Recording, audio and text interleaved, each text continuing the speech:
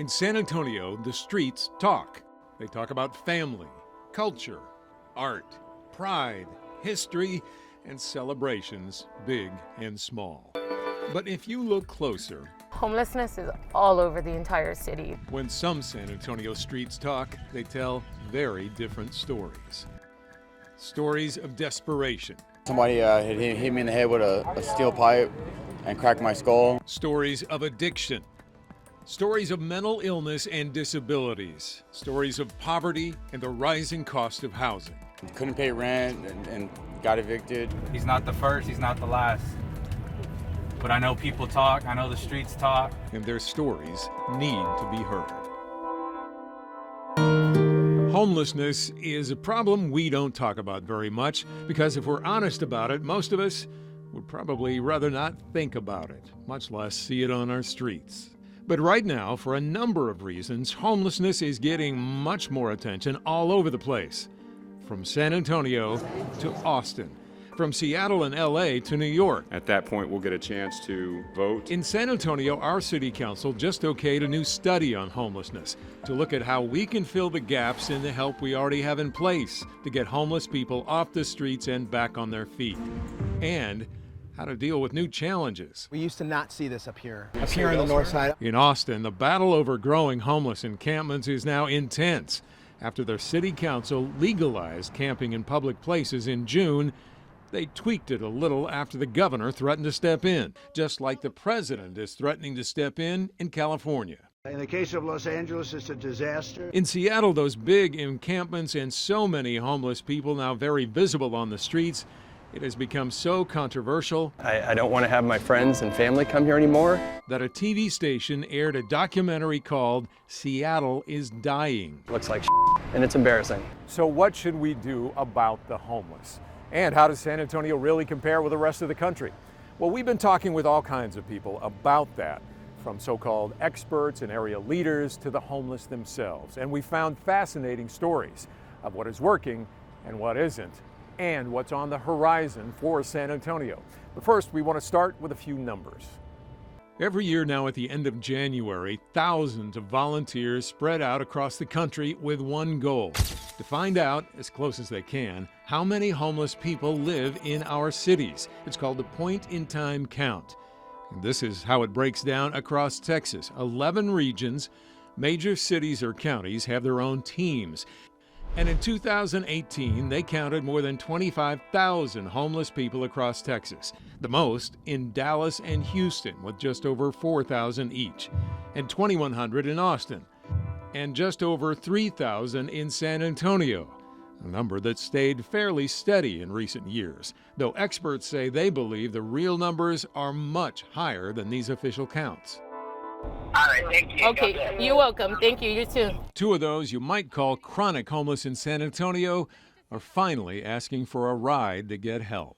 That's the couple I was talking about on Roland and Rigsby. And Monica Garcia is on the way. She's an outreach specialist for Haven for Hope, and we'll have more on Haven a little later. But it is just one of the things now that makes San Antonio different in how we deal with homelessness compared to other cities. So we'll see if there's anybody behind that blanket right there. Outreach is another. People whose jobs it is to go out and connect with the homeless where they are and offer real help, not just food or blankets. Hello. People like Monica, to now law enforcement officers too. You need an ID to get into housing? Monica drives all over the county offering help to homeless. She knows it may take days or weeks, sometimes months or even years. I'm gonna leave my card. But whatever it takes, her goal, to convince them it's time to accept the help.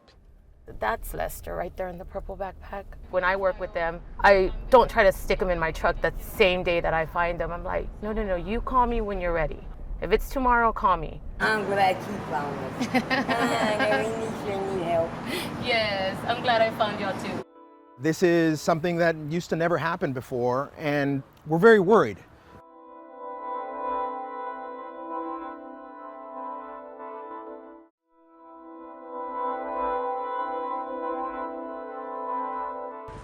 Homeless encampments are now the new normal up here on the north side. This is something that used to never happen before, and we're very worried, because homelessness is not just people who are sleeping outside.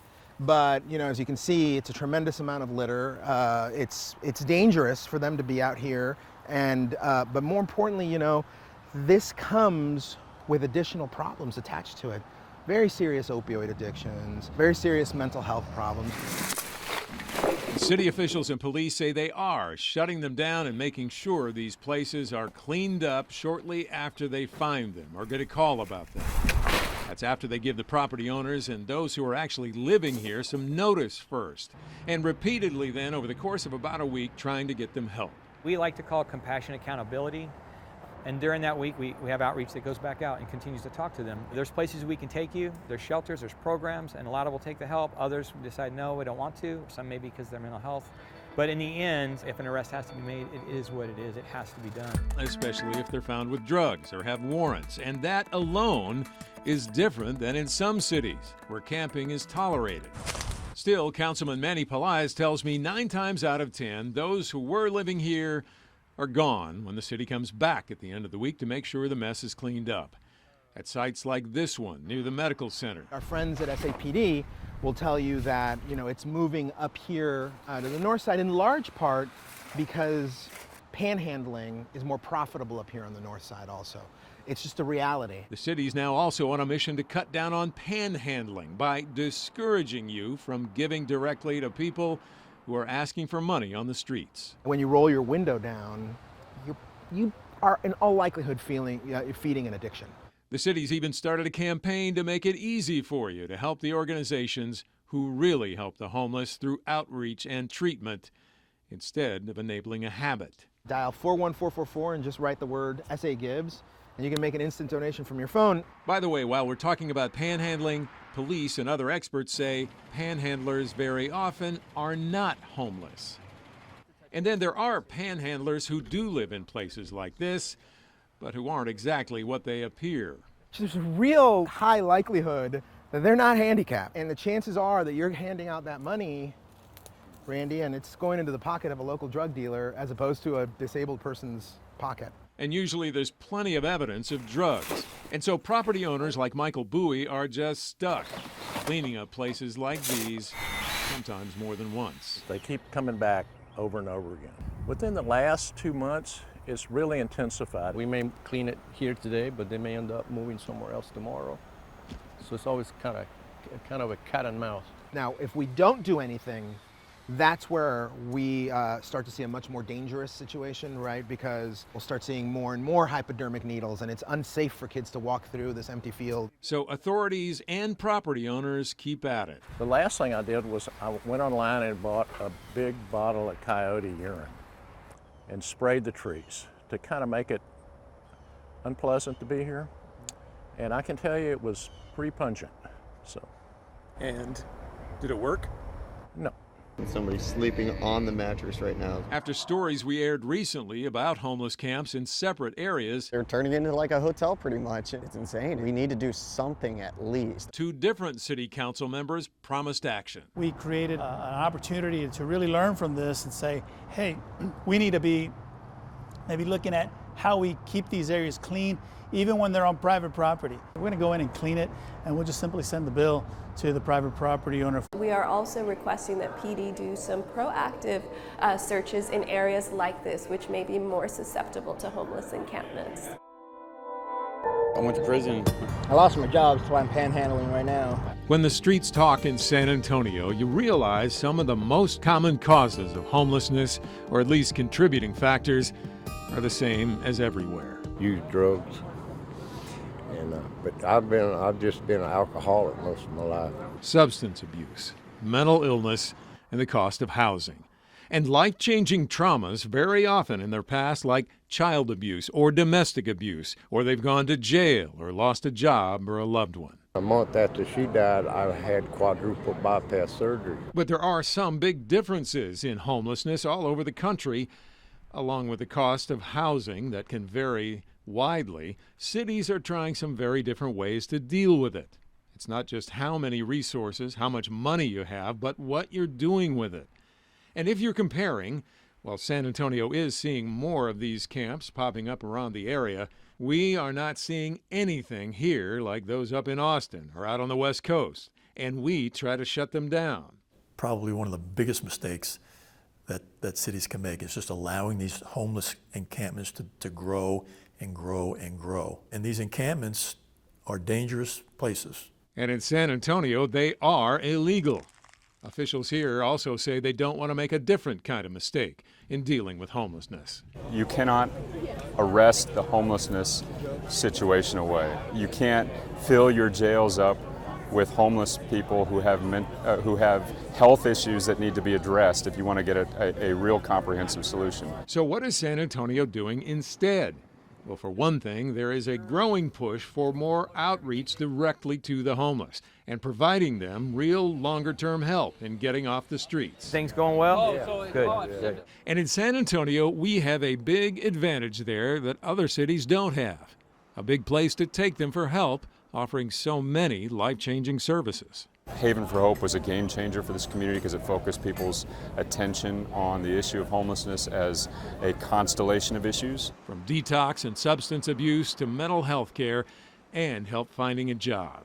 Haven for Hope, the big $100 million, 22-acre transformational campus, they call it, just west of downtown. It does include an overnight emergency shelter, but there is so much more than that, with long-term dorms, all kinds of classes, treatment, and amenities. I think that we are unique in San Antonio in that we have a big shelter, such as Haven for Hope, but we also have all these other amazing programs from SAM Ministries, American GI Forum, Endeavors, et cetera, that are working together to make sure that we stay in front of it. Many members of our community, the faith-based community, health services, workforce development, and so we've been working at this for a long time, and that's why people look to San Antonio as being a model for how we can do it. But there are some ominous signs ahead for those dealing with the homeless problem right here. Up next. Yeah, I was using crack before I went to heroin.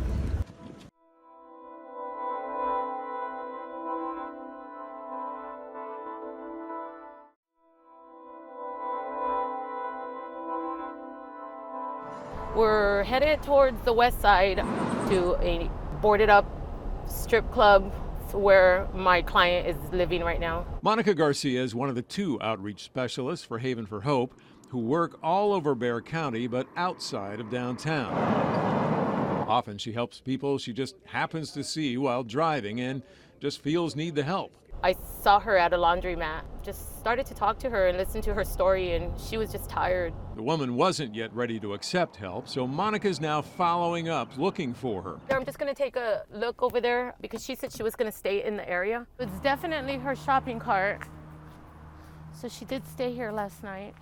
Grace? Turns out the woman Monica's looking for isn't here, but another woman is. I was gonna help her out today. So now she plans to come back and help out this woman. Let me shake her hand. It's Monica. And it's just keeping her eyes open and maybe her gut feel that led Monica to this South Side couple she's finally picking up today. Esther. They're used to living in the shadows, but Monica spotted them at a gas station. They admit they've had a number of issues, including drugs, most recently heroin. Like by a dime, it lasts you 3 or 4 hours.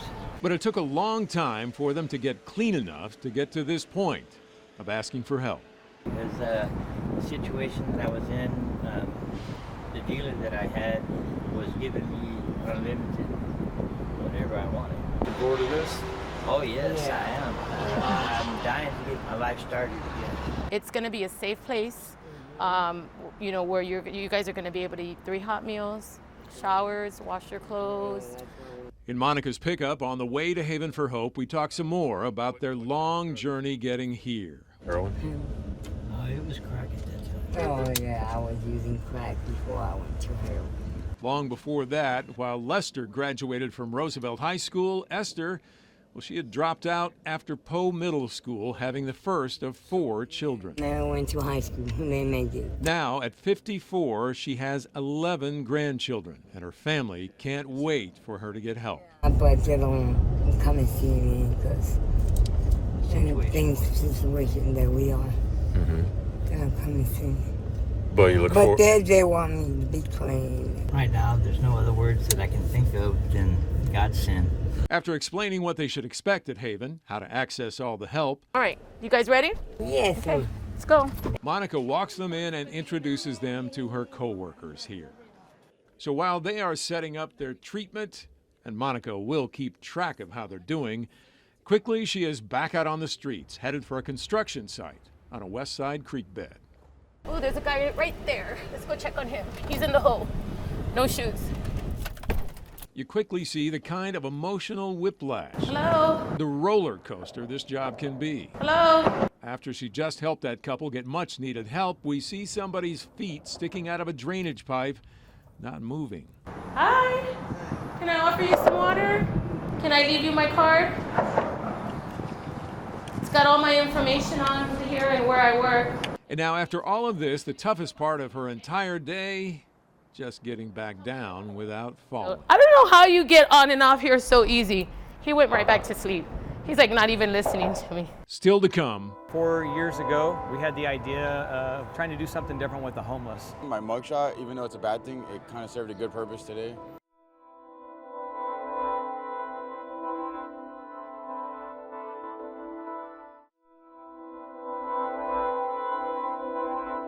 I've said this time and time again, jails are not for the homeless population. You will frustrate yourself trying to arrest away the homeless population. It's not going to happen. Not in my lifetime, not in anybody's lifetime. So if jails aren't the answer and arresting them over and over isn't working, what can law enforcement officers really do about the homeless? What options are left for them? Okay, so Alyssa's the first. Come on over here, sir. I want to get everybody lined up so we can check your documents. 4 years ago, we had the idea of trying to do something different with the homeless. Historically, Bike Patrol is who in the downtown area deals with the homeless people. We went out and we contacted different service providers that help homeless. Places like the Haven, everybody knew about the Haven, but we found there's a lot of faith-based and nonprofits. Really became navigators, and then we just hit the streets, under bridges, in encampments, and we started to talk to people. And that was the beginning of SAPD's HOPE unit, standing for Homeless Outreach Positive Encounter. Things going well? Oh, so Good. I wasn't sure, but after people learned who we were and that we were there to help, we had an overwhelming amount of people that wanted help. They wanted to go into services. They wanted to get their mental health, their drug addictions, and whatever else was going on in lives. And so we started to plug those people into the different services. And they're still doing that today, while they will tell you as well, arresting people when they think it's appropriate. But the HOPE team's now all about trying to spread their approach and all that information they've learned through the entire police department. Not just with trying to convince the homeless that we're good people, also letting our own brother and sister officers know that, hey, a lot of these people that are homeless are great people just trying to start over and do the right thing. It goes both ways. And they've also learned something else very important in helping the homeless that's led SAPD to try something else groundbreaking for a police department. You need an ID to get into housing? They now actively help them get the one thing so many of us take for granted. How can I help you, sir? An ID. IDs are so important. We didn't realize how important IDs are for people, even ourselves. We need them for everything. And the first roadblock that we had run into was people that wanted services at a service and then not be able to get into it because no identification. You need an ID to get a job, so that's what I started to do. So every Wednesday morning now, members of SAPD's HOPE team and a growing army of volunteers meet at the Immaculate Heart of Mary Church downtown. When was the last time you had your birth certificate? First, in the church basement, they gather what information people do have. You're good to go to get on? Later, some will even get a ride to the DPS office miles away on the northwest side. You're going to fill out all the way down to 13 to get that official state ID. Many who are homeless have lost track of all their identification or had it stolen. But that means they can't get a job, housing, and many other services they're eligible for without the official ID. People get in this vicious cycle. So to get your birth certificate, because you need that, you need an ID card at Vital Records office. So without your ID, you can't get a birth certificate. So if you already got the DPS, they say, well, we want your birth certificate, and we need your Social Security. You can't get any of the documents without the other document, and none of the organizations can give you that document without the other. And you got to break the cycle. And it turns out a police department's in a unique situation to help break that cycle. Being that we're law enforcement, we have access to databases where people have been arrested or they've been fingerprinted for a job, We can take those people, we can find those fingerprints in our system, we can fingerprint them and match. So somebody that's standing in front of me with nothing, just telling me, their name is, John Smith, we can verify that. And the fact that you had been to the jail actually made it easier because you at least had that document, right? Yeah, since I've already been incarcerated one time, my mugshot, even though it's a bad thing, it kind of served a good purpose today. So now SAPD is the first in the state to create their own official document, which is now accepted at a number of different agencies. To get that first ID, you'll need to get all the others. Vital records here and across the states are taking and accepting our letter as identification. It shouldn't take us very long. It's pretty slow. I'm hoping that maybe 20 minutes all of us will be through. The HOPE team also helps navigate people through a process that can be complicated and daunting for anyone, let alone somebody dealing with homelessness, to get that official ID. 27. This ID program, just another piece of the puzzle of dealing with homelessness, developed right here in San Antonio, that others from across the state are now looking to copy.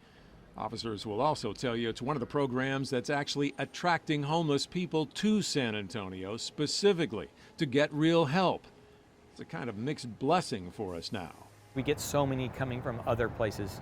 A lot of homeless come from other places because they've heard about the help they can get here. I think we're going to continue what we're doing. We're always learning as a community. I have heard that some other nearby cities are looking at some Haven for Hopes and different shelters and looking at some of the programs that we're doing. I think what we're doing, when it spreads to other cities and they start to do those things, then I think we're really going to see a change. Have you eaten today? Are you hungry? When the streets talk in downtown San Antonio, When's the last time you ate something? You need socks? Valerie Salas is there to listen and get to know people, My name's Valerie. What's yours? to offer help, and sometimes just to hug and hold hands.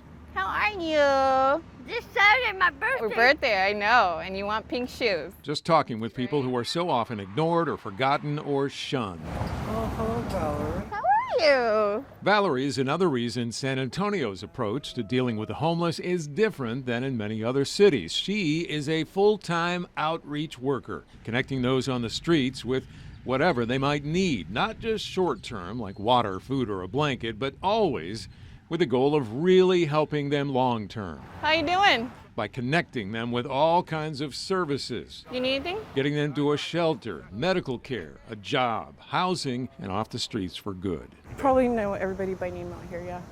Yeah, they've been out here for a while. My intention when I come out here, my job is to sit down with someone, whatever that looks like, and engage and get down to the bottom of why they're out here. Like, what's keeping you out here? And then, after earning their trust, I can help you with things like bus passes. she tries to convince them that yes, there is real life-saving help available now. The help is there, resources are there. A lot of them aren't ready. They don't want it. I see that as a result of still walking in untreated mental health issues or substance abuse or just loss of hope, just not having the encouragement or tools to get through that fear. I hit Commerce a lot. I hit Houston a lot because those are high traffic areas, the river. When I first started here, almost 3 years ago, this wall was full of our homeless friends. So it's just really cool to see those areas that used to be really heavily populated, just knowing those individuals have moved on to success. It takes months of even just like a hi every day, seeing my face. I'm gonna be here. I'm gonna help you when you're ready. Nobody talks with them. Well, that's, I believe, the piece that's being missed. The piece that's being missed is real human contact. Just what I learned from my grandma. It's not just giving somebody a handout, spare change, that she says usually isn't a good idea. I've seen what a $5 hit of heroin could do. She says long-term real help starts with something very simple, but so often overlooked. Love and compassion, patience, listening, really, really listening. That's where like my piece of like life experience comes in, and I think that that's a need, like not only outreach, but putting the people out there who have been through it in outreach, like that have that life experience, is vital. You see, Valerie herself was homeless and a drug addict. I lived at Haven in 2013. I went through their treatment program. I was pretty much smoking meth every day. Definitely struggled with what I didn't even really know I had, mental health issues, depression, PTSD, anxiety, things like that. I actually ended up getting committed to SASH, the state hospital. But there and at Haven, she got the help that saved her and turned her life around. And now she wants to make sure everyone here knows there is that help available whenever they're ready. Again, there's always it's an underlining trauma, something. So you just have to listen and be ready. You have to be ready. They have to want help, and you have to. For when they're ready, you have to be ready to move. And she can get them all kinds of help quickly. In just minutes, she got this man medical help, and this man a crucial connection to the legal system. He's out here on the street, sleeping on the street. She and her partner now average about 30 exits, as they're called, off the downtown streets every month. That's just about one every day. But convincing people like Steven to try a different kind of life may take some time. I bought one of those from you before. Where do you get the stuff to make it with? Palm trees, man. I climb these trees every night. Is that how you make a living? I support myself on the daily doing this, yes, sir. Then where do you stay? Right now, I'm currently I'm in a situation. I am on the streets. Others here also work to make money while living on the streets. This man, known simply as Happy, is one of them. What do you do? I clean cars. He's got his own business going. He also sells waters, usually out here, right? Ice cold water. Yeah. You'll hear him, ice cold water. And talking with Valerie, I noticed that whenever she refers to those living here on the streets, she always uses the words homeless friends or family. Well, I don't think that they should be stereotyped or separated in any other way. Look at Happy that you just met. He's so sweet, and that's why they call him Happy. That's his street name. Valerie works for Haven for Hope, but her salary comes from Centro San Antonio. And you might assume that a downtown business group wants to keep the streets clean, and maybe that means free of people asking for handouts. And I'm sure that is a piece of it. One of the things that I love about our outreach team is that they see the business side of it, but they also see the most important side, which is homeless is not their identity. And in the last 9 years, Centro San Antonio itself has hired 150 people who've gone through Haven for Hope as downtown ambassadors, helping tourists, and some who now power wash the very sidewalks they used to sleep on. All have transitioned to independent living. Valerie's still learning on this job, which didn't even exist a few years ago. And she herself literally dreamed up one way to better reach some people. A color book. Coloring book. I had a dream one night of this woman I could not engage with. I tried everything, giving her the things she likes, everything. And I had a dream one night that I was coloring with her. And so the next day I took a coloring book, and this works for our homeless friends who have pretty severe mental health that can't really have a present conversation with, that is really struggling with that. So I carry this for backup. It brings out the kid in them. Still to come. Driving us off isn't the right answer. We're going to have to go somewhere. So, instead of it being under the bridge, maybe it'll be in your neighborhood. They have feelings, they have needs, they have desires, just like you and I do. And it's our job to help them realize those dreams and get to a better place.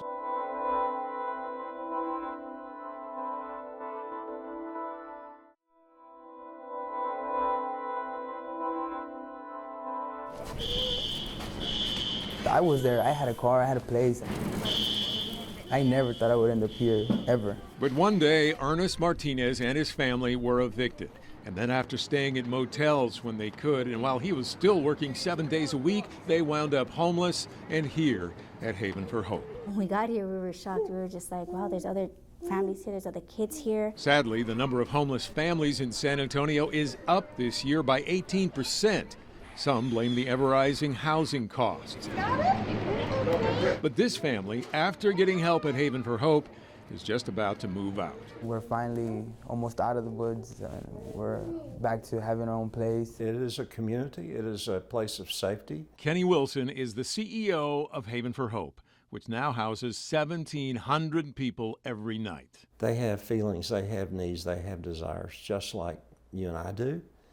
And it's our job to help them realize those dreams and get to a better place. And they do that now in so many different ways at their 22-acre campus just west of downtown. This unique $100 million center opened back in 2010 with a big push from the city and the business community, and Haven's founder, energy executive Bill Greehey. And while we call Haven for Hope a homeless shelter, the basic shelter is only a smaller part of it. that they call the courtyard, where as many as 700 people can sleep every night out in the open air. I call it safe sleeping here. Compare it to under the bridge or in the woods. They've got showers, excellent food provided by St. Vincent de Paul. We have medical care on the campus. And that's just the basic side, with a total staff of 260 and people from 180 different nonprofits on site. A $20 million yearly budget, dorms, all kinds of classes, basic medical care, and some psychiatric and substance abuse treatment. They do whatever they need to do. The biggest part is the longer-term transformational campus for 1,200 people a night. Many of them families, with a record high right now of 300 children. Our goal is to help them get to a place where they're self-sustaining. Help them get a place to live. And get a job, but with a little different approach than you might expect. Not asking what is wrong with someone who is homeless, but what has happened to them. We can find generally something happened. Abuse as a child, sexual violence as a child, domestic violence, mother was an addict, health issues, on and on and on. And so every person is different. What they need is different from each other. The average stay at Haven is just about 5 months, though that can vary widely. Of course, paying for all that takes a lot of money. I think we've got a unique scenario in San Antonio. Wilson, because a longtime banker, says Haven actually saves taxpayers millions. It's an investment, he says, that pays off in all kinds of ways. Cutting money spent on jailing them and on EMS and police hours, court time, and saving thousands of visits to the emergency rooms every year. And the city says the number of homeless people in the central downtown business area has been cut 80% since Haven opened. Oh, and there's changing people's lives and helping them to get jobs and pay taxes, too. It's a win-win-win-win-win. Everybody wins, especially the individuals. On Tuesday, we have an appointment. Since it opened, some 12,000 people, like the Martinez family, have come through Haven and gotten off the streets and into a better life. Don't give up. Just don't give up. The governor recently tweeted, "Haven for Hope works, and lawlessness is never the answer." Now, that's just part of the ongoing battle over big homeless encampments up in Austin that was triggered by their council legalizing public camping in June. Driving us off isn't the right answer. You know, we're going to have to go somewhere. And, you know, instead of it being under the bridge, maybe it'll be in your neighborhood. If these Democrat liberal politicians don't straighten it out, the federal government will have to come in. Conservatives like President Trump and Governor Abbott are blaming what they call the liberal policies of big cities for such homeless camps. Austin's mayor tells me these camps just highlight a problem that is growing now, especially with housing costs. The cities that are doing really well, where housing prices are going up, are the cities that have the greatest challenges. Coming up, what's next for San Antonio?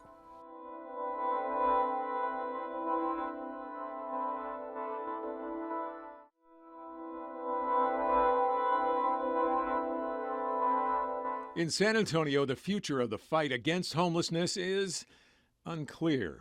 Everyone agrees we have a big advantage with Haven for Hope, but the mayor tells me that has cut both ways. It is definitely helping, keeping 1,700 people off the streets every night, but it also gives some people the impression that homelessness here is basically taken care of, that they don't need the help. And rapid growth all over San Antonio is driving up the cost of housing, but at the same time, our poverty rate is rising too. That points to more homelessness ahead. This actually just came out that we're number 2 across the nation with the highest poverty rate in the United States, right behind Detroit. So if you just think about the fact that we have the highest poverty rate plus increasing rents and less and less affordable housing, it's common sense. It's just going to happen if we maintain these rates. The city is now focusing more on affordable housing, and they just okayed a surcharge on barge trips and admission to the Tower of the Americas, all to raise another $1 million a year for Haven for Hope and other homeless programs. A new $7 million federal grant's coming to focus on programs to end youth homelessness in San Antonio. And the city just helped lead a push to rebuild the state hospital with more mental health beds. We got to have more beds for mental health patients. I heard the same thing about outreach workers on the streets here, that they're very effective and we just need more. And if the leader of Haven for Hope could wave a magic wand, he says San Antonio would build some kind of permanent supportive housing center. That's for those who can live somewhat independently, but require the same kinds of professional help nearby they now have at Haven. That is like the dream come true for a city, I think. Not just to expand Haven, we need to do that too somehow. Of course, dreams like that, just like Haven was a decade ago, all come down to money and a community's support. How much all of us care about doing something, anything, about homelessness. The single best investment we can make as a community to prevent homelessness is in education.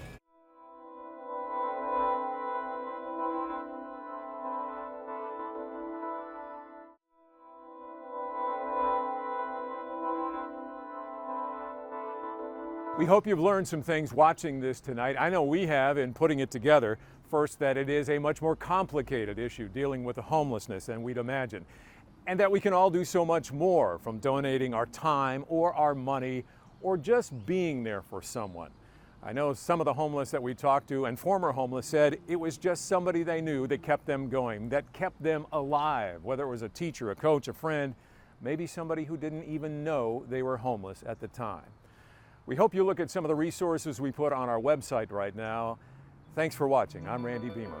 Good night.